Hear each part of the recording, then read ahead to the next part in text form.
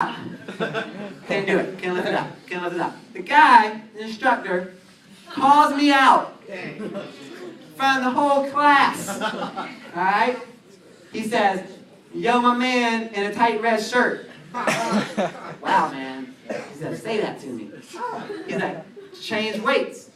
To add on to the story, to make this story even better, there's this woman next to me.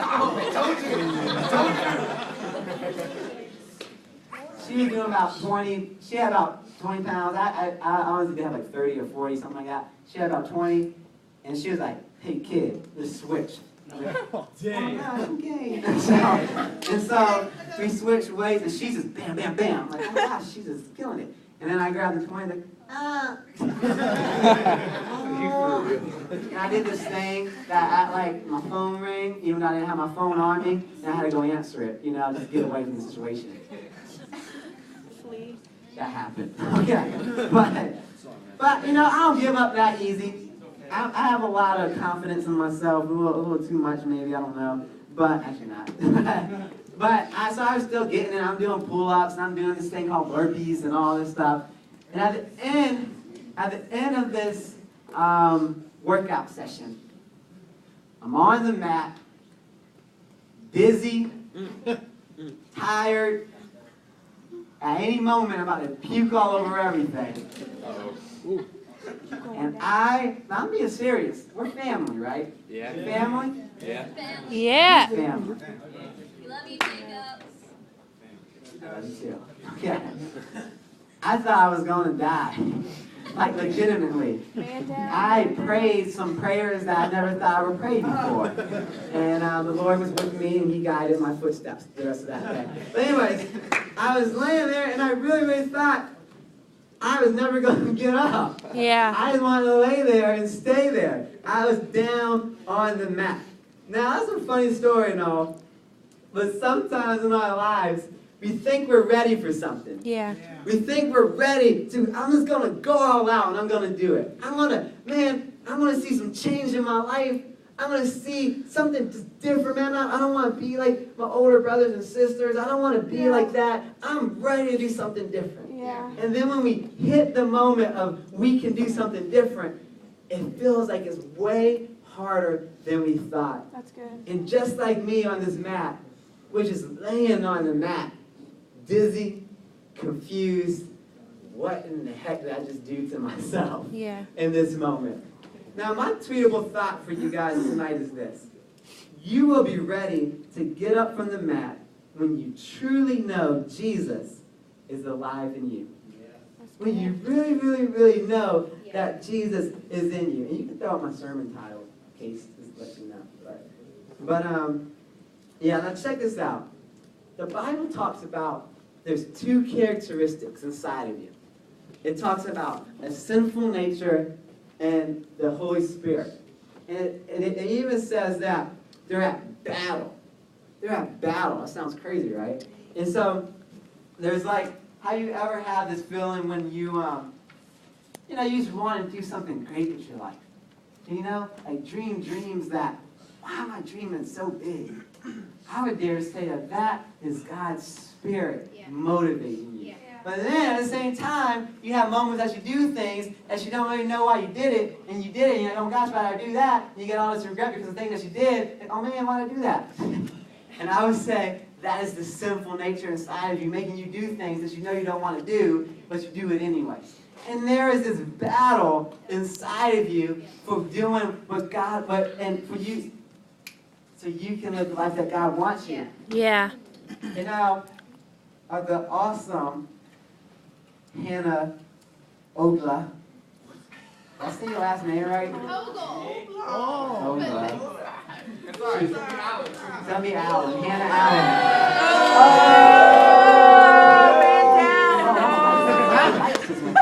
My license went crazy. Okay, anyway.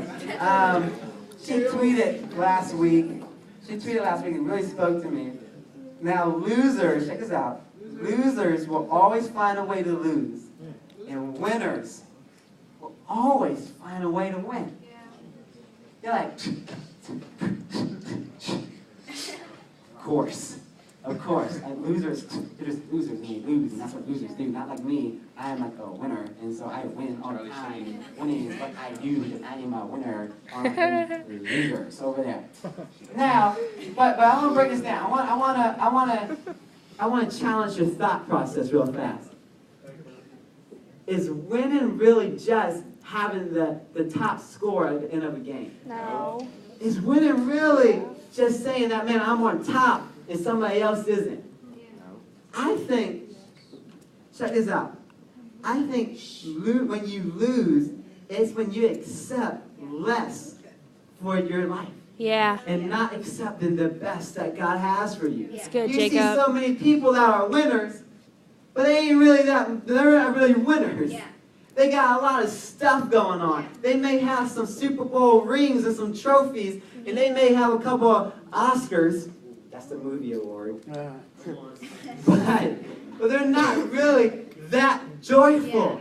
Yeah. Because there's something more about winning. Jesus has the victory. Yeah. I'm going to go Yeah. on and say, you cannot experience true victory without Jesus. Yeah. You may think you have victory because you scored a touchdown. Got any football players in here? Yeah. Because you made the right move on chess. Anybody in here? Got any checker players? Baseball. Baseball. Okay, Baseball. Baseball. Okay. But check this out. But you cannot experience victory without Jesus. Yeah. You are on the map. Yeah. Now, dude, this is great. I'm preaching to you guys fast. I have this illustration I want to show you guys. So, if my dudes can come and bring these maps up for me, this would be awesome. Okay? Come on, bring up these maps for me. Uh-oh. Okay, some strapping young men. What? Can't use the word strapping. All right, bring it out. Come on. Lay it out right here. Lay it out right here. Lay it out. Three people over there in college. Yeah, really do. Three people over there. Do you want us to hold it? All right. Okay, it's a cloth. No, lay it I down. see the critical man in that. Javon, Sorry, I don't got a map. I gotta work what I gotta do. All right. Now, yes. Now the Bible talks about, like I said Oh, it's earlier. terrible. That one person? Yeah, squeeze these things tight. Squeeze these. Bring this over. Bring this over. Yeah, that's what I'm talking about. Fix that. That's my man. All right. The Bible. Oh. Yep, get that. Get it. You got it, Colin. Pick it up.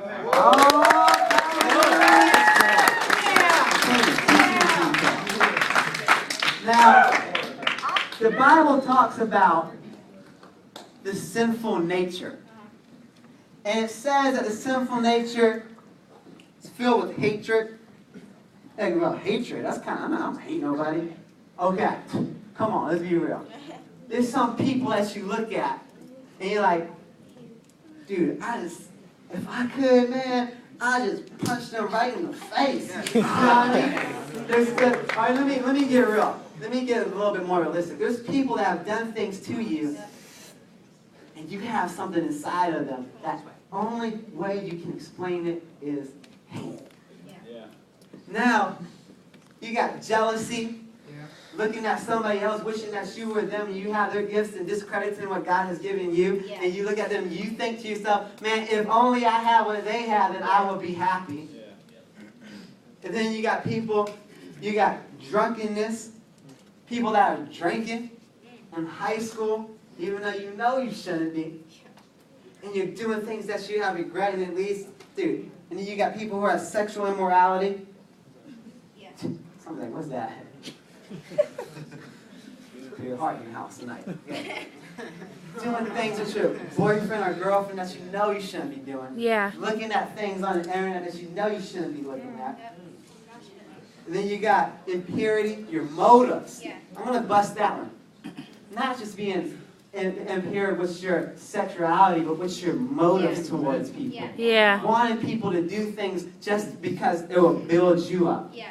Then you got idolatry, and I can preach a whole 10-week sermon series on that. How you make things that, if people think, I don't worship, I don't bow down to things. Okay, if you think having approval by somebody means more than what God thinks about you, you're worshiping some idols of affirmation needs. You're not looking towards Jesus. There's tons of things. There's gossip. Oh Lord. Dude, fits of rage, being angry. You got envy, selfish ambition. Now, there's all these things that paralyze people. They literally, like this man in the story in John chapter 5, he's been laying there for 38 years. 38 years. He's been in one spot. And Jesus walks up to him and says, do you want to be healed? And now when Jesus asks you a question, it's not because he really needs an answer. It's because he wants you to begin to think about the circumstance that you are in. And he asks him, do you really want to be healed? Because you're making a whole bunch of excuses when all you really got to do is just believe that a miracle can happen. Yeah. And then you... And he's just laying there, paralyzed in his stuff. He's just like,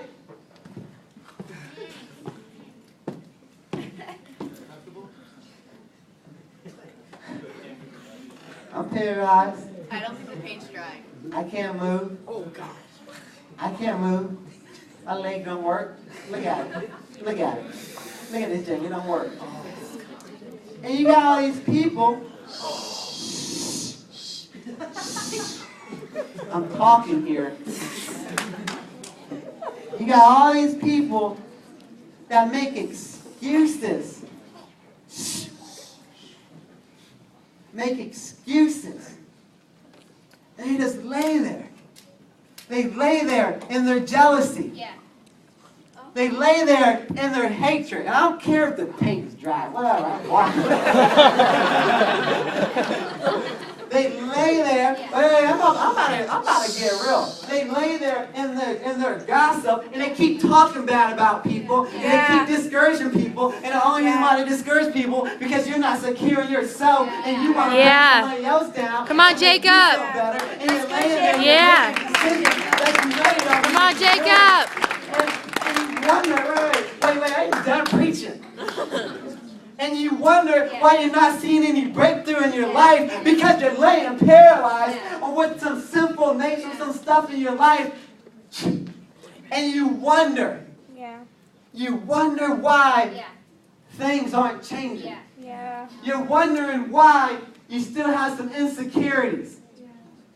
You're wondering why because you're laying on the mat paralyzed. But check this out. Check this out, friends. Some 2,000 years ago.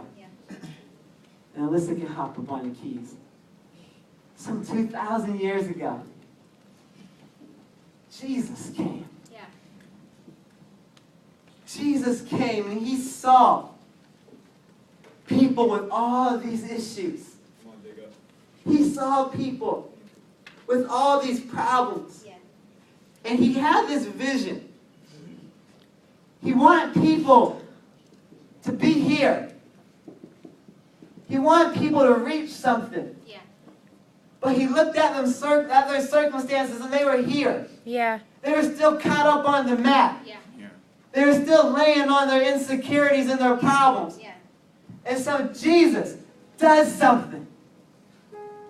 He does something that can get the people from right here to over here. He hangs on a cross and dies for each and every one of these issues. He dies for this gossip.